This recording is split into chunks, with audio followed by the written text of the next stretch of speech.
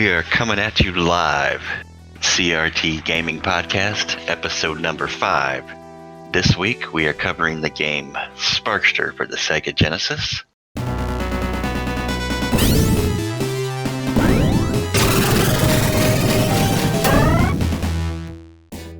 This is going to be part of our platform trilogy that we're working on. And this game here was chosen by none other than Dazpick. How are you doing here this afternoon, Dazpick? I'm doing good. Looking forward to this. Great things shall be said. And with myself, Jones, and Dazpick is always Sir Gohan. How about you, Mr. Gohan? How are you doing this evening? Are you charged up? Ha ha ha. I am charged up for Rocket Knight Adventures, starring Sparkster. So I have never played the original. Well, I've recently, but up until just recently, I've never played the original Rocket Knight. Is this character's name Sparkster? Is that yes. who he is? Yes. Okay. And he is a possum? Is that what he is? What kind of creature is this thing? That is a possum, or an opossum, however the hell you say it. But yeah, it's a possum. It's a rat with a big shiny tail. It's a marmot. Yeah. Creeps around the trash and plays dead. And mine played dead a lot in Sparkster. Yeah, let's see. So, Sparkster appears to come out in 1994 as the sequel to the original Rocket Knight Adventures. It's basically a platform game, and you're starring Sparkster, who is the Rocket Knight, apparently. So how did you go about choosing this game for us to basically have to play, Dazpick? All right, so I remember way back when I got the original Rocket Knight and played through it. It's one of those games that you could just kind of hammer through in an afternoon, no problem. It was a fun game. I really enjoyed it. It's a cute little character, which, that was the thing back then. Had Sonic and all that shit. And then Bubsy and whatever other little furries they decided to come out with. Let's just say, at this point in time, this was, 'twas the age of edgy mascots. Yeah. Anyway, so I played the first one. I really liked it, but I never got a chance to play Sparkster. It came out at the time. I just never got a chance to really play it. So figured this would be a good opportunity to rectify that. And that was a choice. Well, you say you've done it. Yeah, it is off the bucket list. Yeah, I mean, the first game in the series was, was pretty good. Like, it was one of those games, like I said in our last episode, that I kind of missed out on because I sold my Genesis in order to get my Super Nintendo.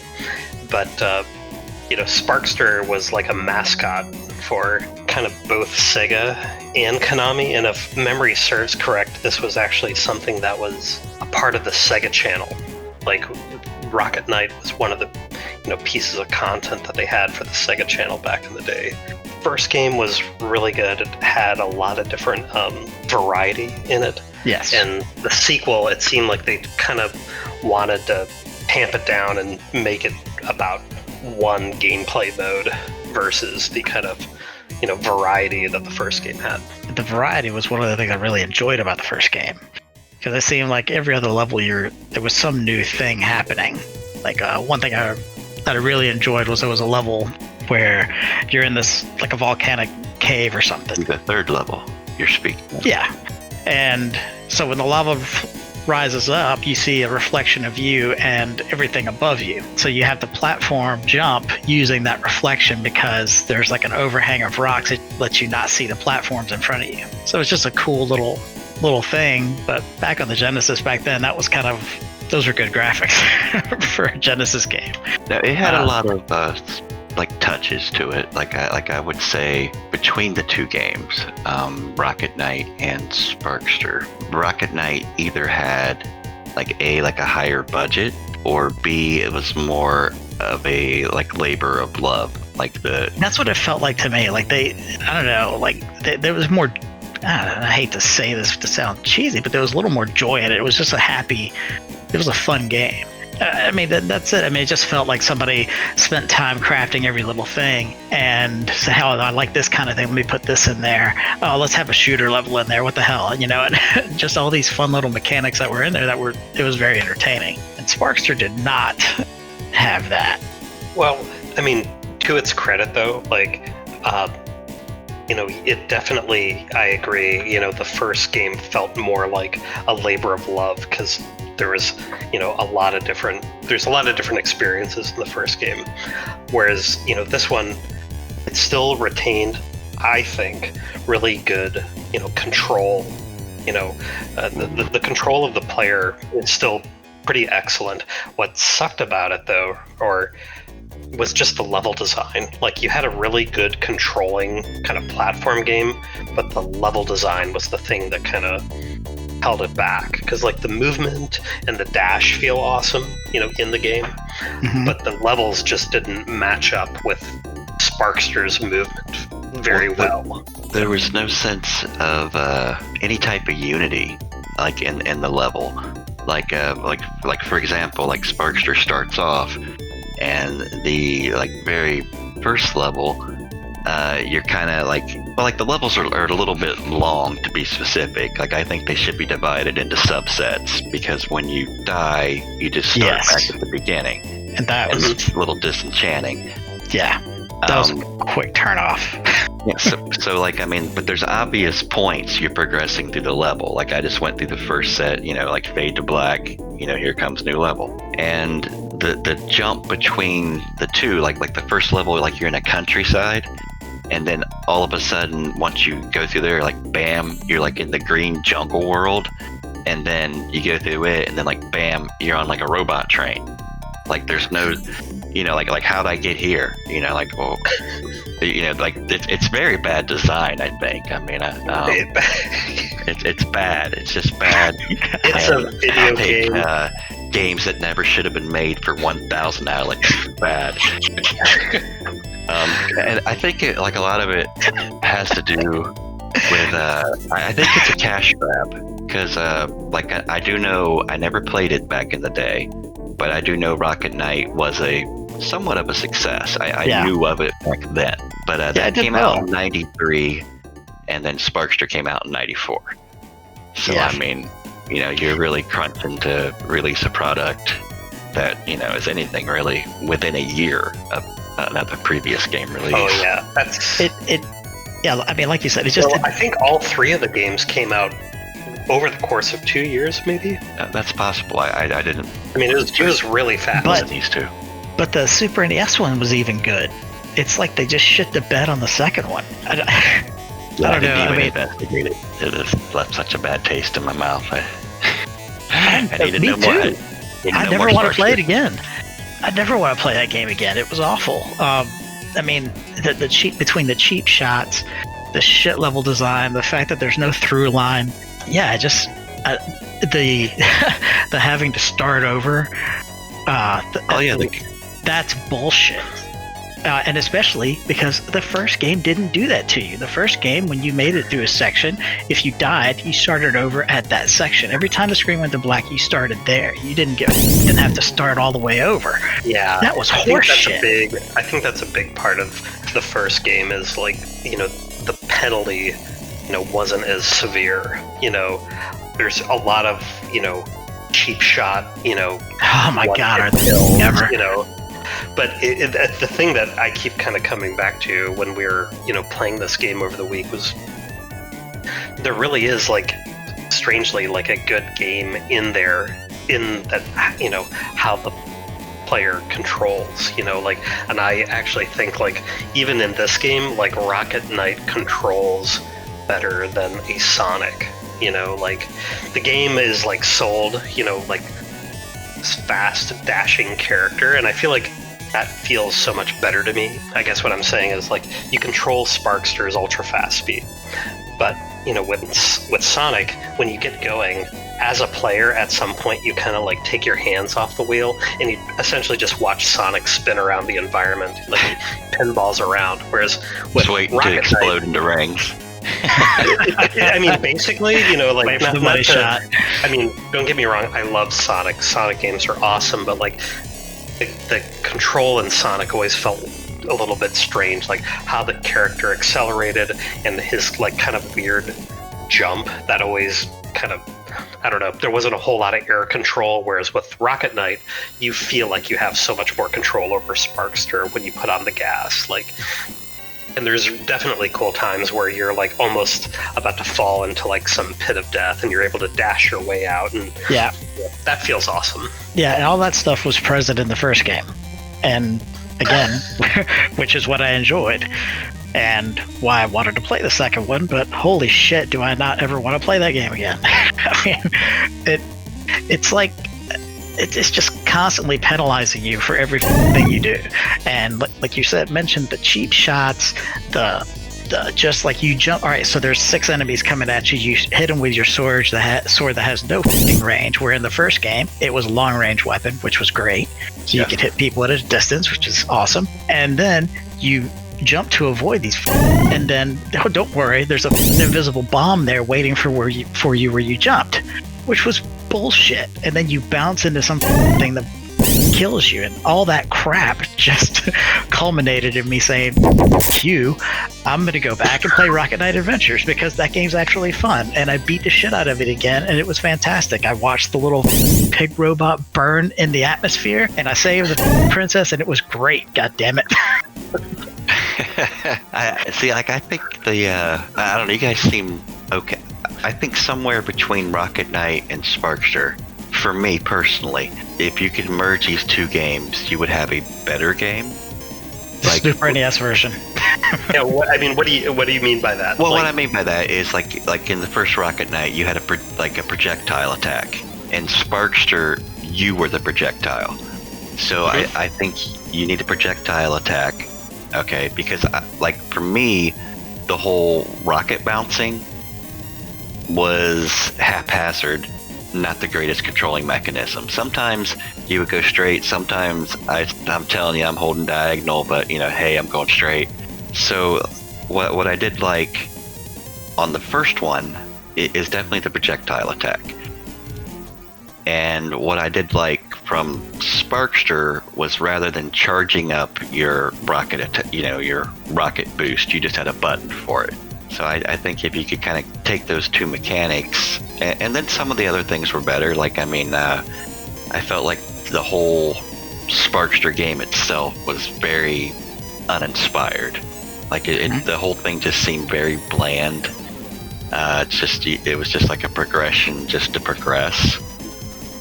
And the first game, like I said, it was varied. You did different things. You had like side-scrolling shooting levels. You had swimming levels. You had Robot Jocks level. Yes, that was Robot one thing about Jocks Sparkster. is a theme. Robot Jocks is a theme in the Rocket Knight games. Yeah, that shit was cool. That is where it let me down, because like I said, I never played it, and the game starts off, and all of a sudden I'm in a giant robot. There's another robot. It's Rock'em Sock'em Robot time, and so I beat the robot. I'm like, yeah, and then I guess some princess or I don't know, some girl gets kidnapped by some other little knight guy, and then it just started losing me from there. Yeah, you build up to that moment in the first game. Like it's about the midway point in the first game, and it's pretty cool. And then, yeah, so like when I played the first one, I got to that point, and I was like, "Holy shit, this is so cool!" And and then the second one just starts there, and then it just takes a nosedive right after that. and to go back to like the merging of the games, like I felt like Sparkster, like the character itself had a lot smoother of a walking animation, yes, as opposed to Rocket Knight. But Rocket Knight had some cool things where like a lot of games would do, just like for example, like when you would use your rocket boost too high, like as high as you could go, and Rocket Knight, he would then have an animation where like he was flailing because he was falling. Yeah, when he was in free fall. Yes. And I just think, it's just little touches like that. Like I always enjoy in games. They give even a like character. Yeah. Yeah, you're creating a mascot. You need a Exactly. personality. Exactly. And all those little things are what I recall that I remember. Man, I really enjoyed this, and yeah, did not enjoy. I don't know. Like when I was playing this game, I don't know if you guys felt the same way, but like there is kind of like this kind of treasure quality to this game, like in terms of team. Like, yeah, the team, where it definitely felt like the folks working on this definitely had a hardcore shooting and pedigree, for 2D, not only just the platforming and the movement, but also shooting, because it's definitely true, like in the first and third Rocket Knight game, like y'all were saying, it's like, they have this projectile, that, the Rocket Knight throws out, versus it always being about the dash in the second game. Things, in this game that are noteworthy or good, but like, it's just really a kind of a shadow of the first game. It just had so much more of a complete package, and it seemed like, based on what people know about, it's like there was a lot of parallel development going on where they had different teams working on this product all at once. And I think it's an example of like having a lot of different ideas interpreted mostly the same way, but to middling success. Yeah, I was kind of bummed, I'm gonna be honest, because I was looking forward to playing it. Obviously I've had the opportunity to, but I just never kind of just got around to it. And it was, oh man, I'm excited, I want to do this, and holy shit, man, it broke that excitement very quickly. Very quickly. It did a lot of things very subpar compared to its previous game. I even felt that the music in Rocket Knight was better than Sparkster. I felt the enemies, like the like I said, I know no lore at all to this game, but the pigs. The pig creatures. They would come onto the screen. You would hit them, and they kind of flee for their lives. Yeah. You could kill them again, and then in Sparkster, they kind of just like teleport in. Like they were very uninspired. They were just purely on the screen to be just as an enemy, as something you would dash into. In the second game, the bad guys looked like steampunk Battletoads guys. Yeah, they were a little like lizardy people.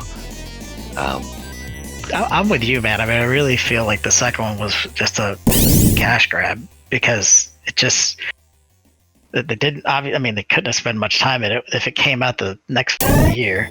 Well, it came out the next year, like it's 94. Like, my question is why am I writing down a password code? Like it's 1990. Like batteries started back in Zelda on the NES. Like, why the hell am I writing down codes to play this? Konami was spending that pachinko money, man. They didn't have money for batteries. They didn't have money.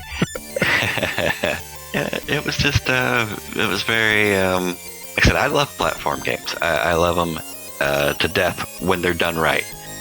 And like I said, there's a lot of ones that are just pointless to review because, everybody agrees. Like there's no reason to talk about, like what could you possibly say about Super Mario World or Super Mario Brothers 3 or, basically any games of that nature. So like when you start drifting off to other franchises, it's really nice to find something that is either a hidden gem or just something better than you expected.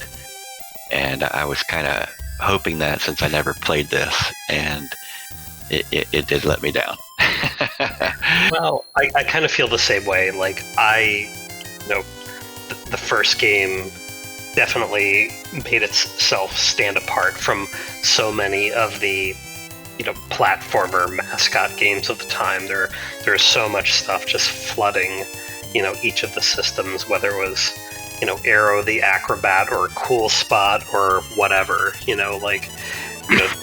Fucking cool spot. At least when the Rocket Knight game came out, like it definitely kind of was more of a complete package, right? And to see that the follow-up just kind of didn't hold a candle to what the first game was, is kind of a letdown, because I know, they're fans of the series. They, they're very hardcore, and I'm sure, trying to explain the quality of the second game must have been a hard thing for them.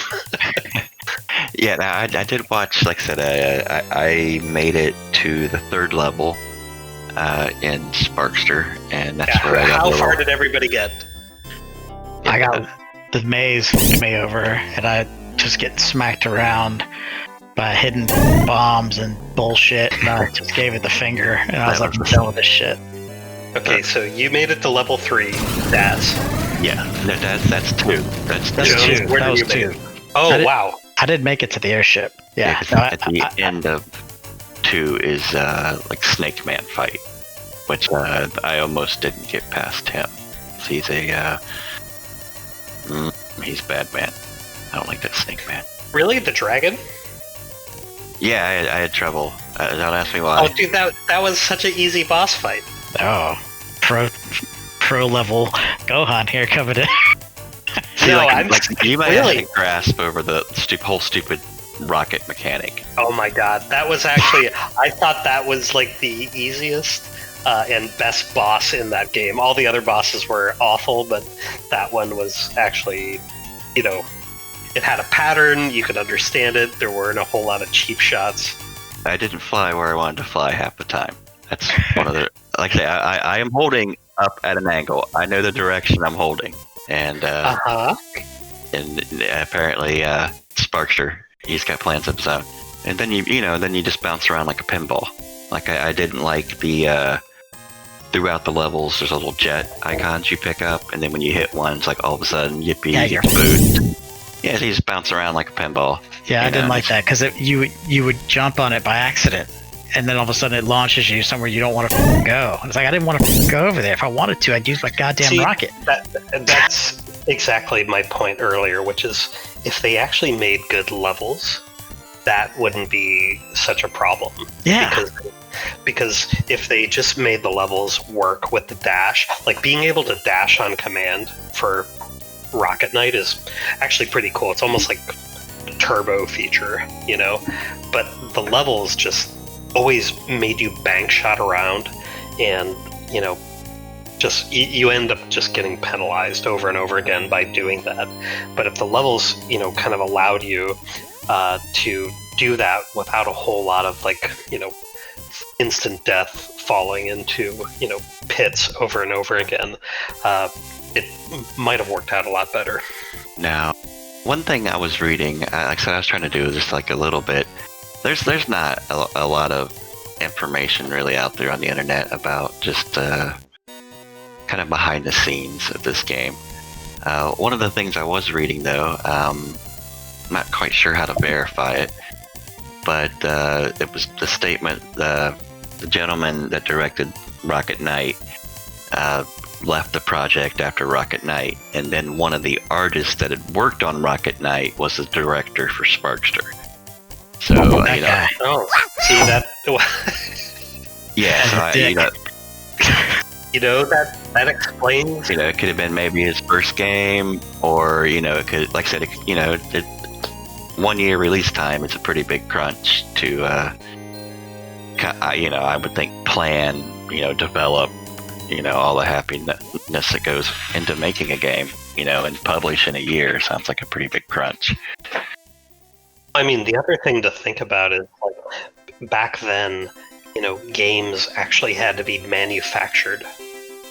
So it's not only did they have less than a year to do that, but they had to manufacture and build all that stuff. And it's not a lot of time, man. Yeah, I mean, it's, so I mean, I didn't know that about this game, and it totally makes sense. It's someone has to kind of pass the baton and, make something under, time constraints or a duress, So I wonder who did the third game.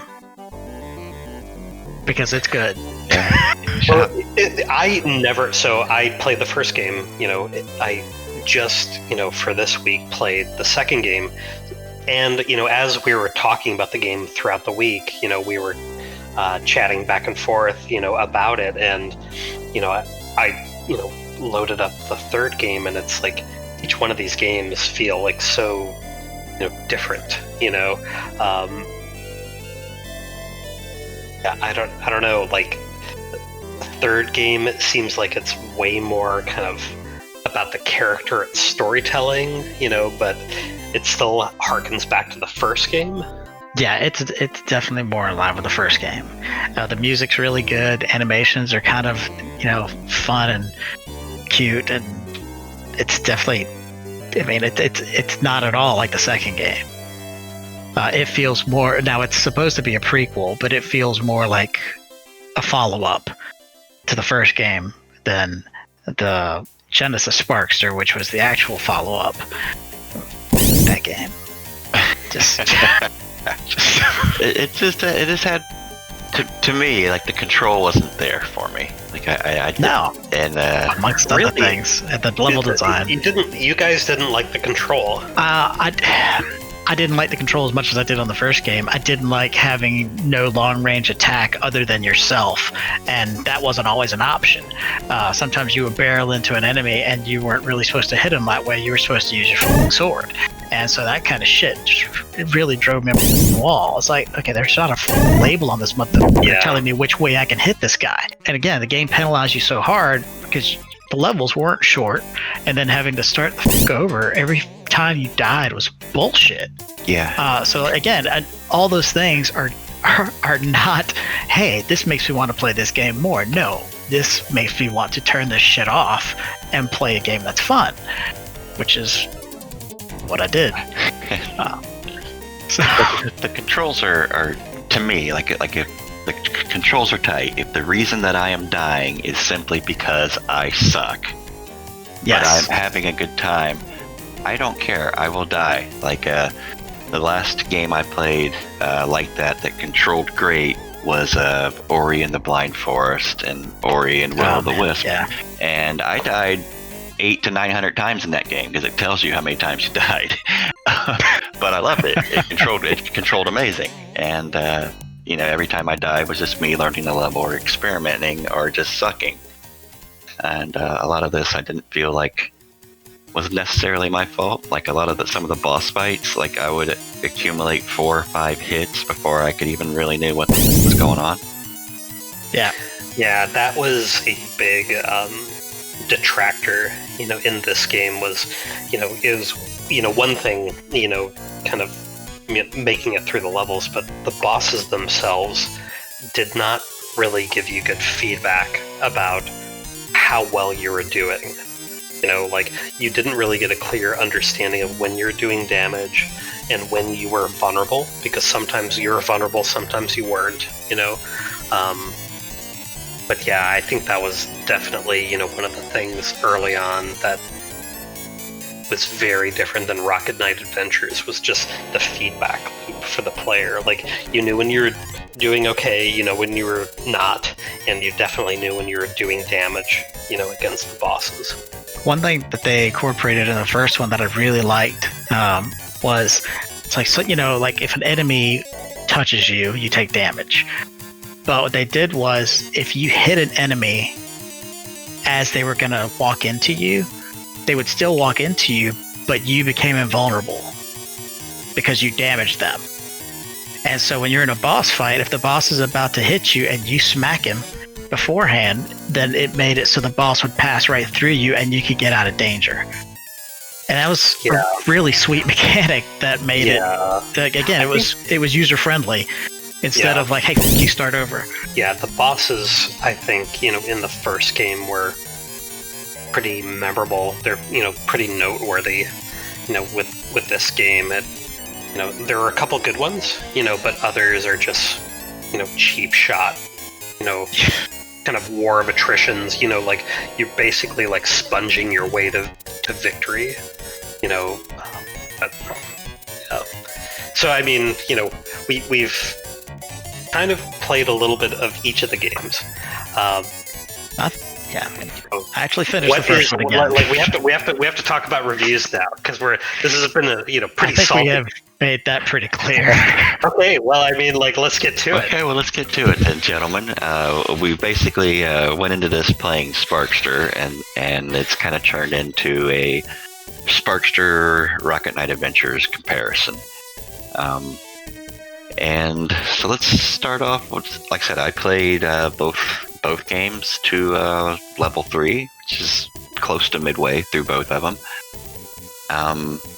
So let's start with Rocket Knight Adventures. I'm looking at some old school reviews in front of me, and if you guys are going to have to rate it between 1 and 10, Dazpick, what would you give the original Rocket Knight Adventures? 7 or 8, man. Easy. I mean, it's not a perfect game, but it was fun. And, you know, sometimes that's okay. That's not a bad thing to have. It can just be a fun game that's memorable. Like I said, when I recalled it, my memory of it was like, oh man, I really enjoyed that game. And yeah, I mean, 7, 8, somewhere in there, easily. Fair enough. How about you, Mr. Gohan? How would you rate this? Well, you know, the original game, Rocket Knight Adventures on the Genesis, like, I would put it up there around an 8. Like, it was a solid 8 when it came out, I would say. Okay, fair comparison. My vote for the original is I would put it down about 6.5. That's where I would go. I give it 6.5. And 6.5 to me isn't necessarily a bad score. Like had I rented it and I'm rating it as 6.5, I would play it to completion. I may even now go back and try to play it to completion. I just had some problems with it. I had a couple issues with the controls. But outside of that, it was fun. It was definitely light years better than its sequel, Sparkster. So if I'm looking back in time here at older reviews, remember the old gaming magazine, Video Games and Computer Entertainment? Does that ring a bell? Oh yeah, that was a great one. Back in 1994, they gave it an 8 out of 10. So it did leave a pretty favorable impression.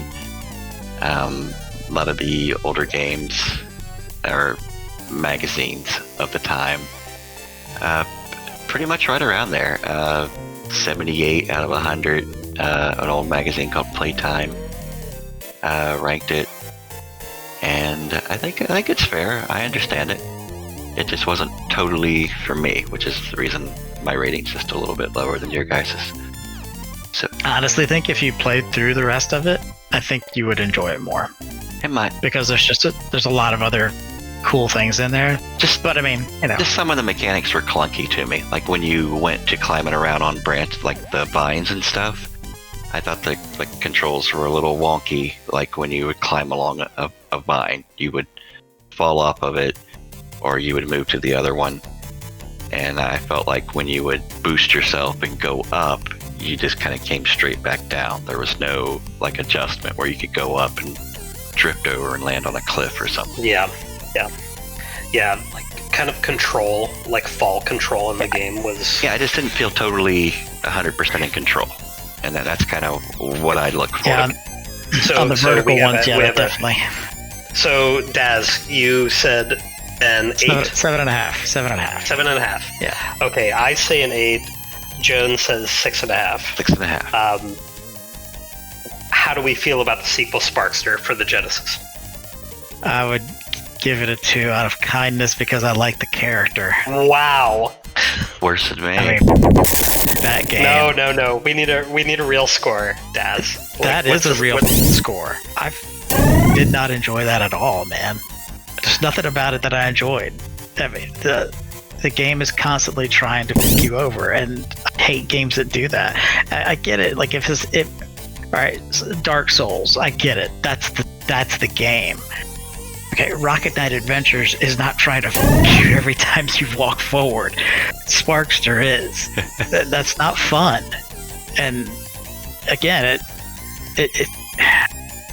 it's not in line with what was set up in the first game. And I'm not talking about story-wise or anything like that. I just mean the first game's a cute, fun, enjoyable character. The second game turns into this shit where it's just constantly trying to kill you. I think that says something, the creator of the original Rocket Knight's the designer for the 16-bit era Contras. Yeah.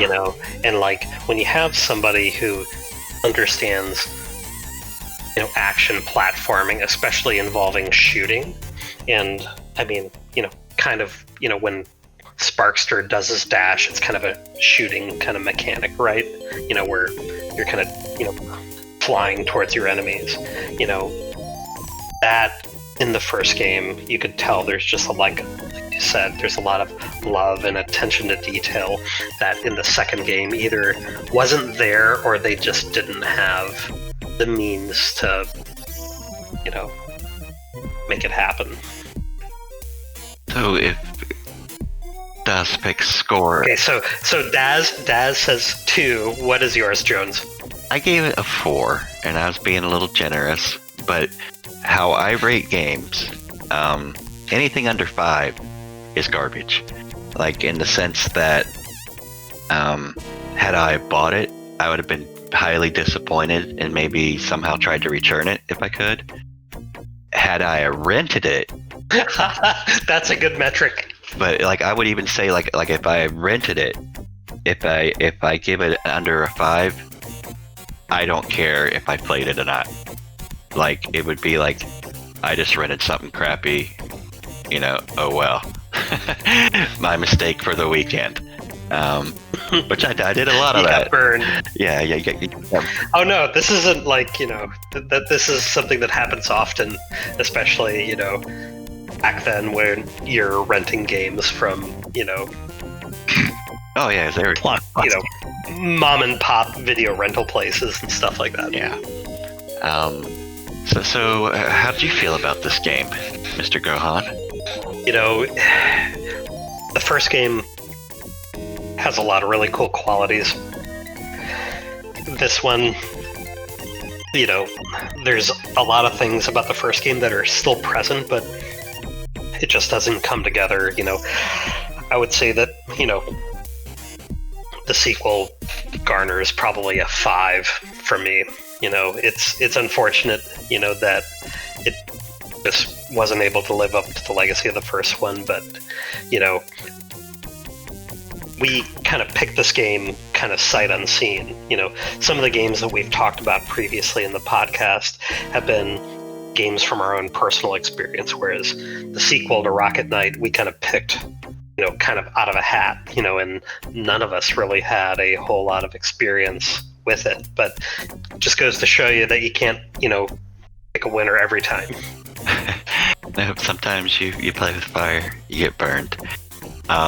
But you can go back to a winner, goddammit. Yeah, like this game, surprisingly enough, and like completely to my amazement, I found out that Sparkster was awarded Best Sound Effects of 1994 by EGM. How? So, that. Was that the Genesis or the Super NES Sparkster? Yeah, which game was that? Because seriously, that makes a difference, because the Super NES one has excellent sound. No, the music and sound effects are really strange and hard to pin down in this game. It sounds like the Ghouls and Ghosts team trying to make their version of the Sonic games like soundtrack. Yeah. Like it's really all over the place. And it did receive pretty fair ratings. EGM had given it a 40 out of 50, which is an 8 basically. GamePro gave it a 16.5 out of 20, which, puts it, above 75%. So that's 7.5 to 8. apparently was popular in the day. These are like reviews that came out. I guess people were just starved for entertainment. It had to be what it was. I know I played a lot of crappy games, probably games I would not even want to replay today. So I don't want to replay this. no, and I never will.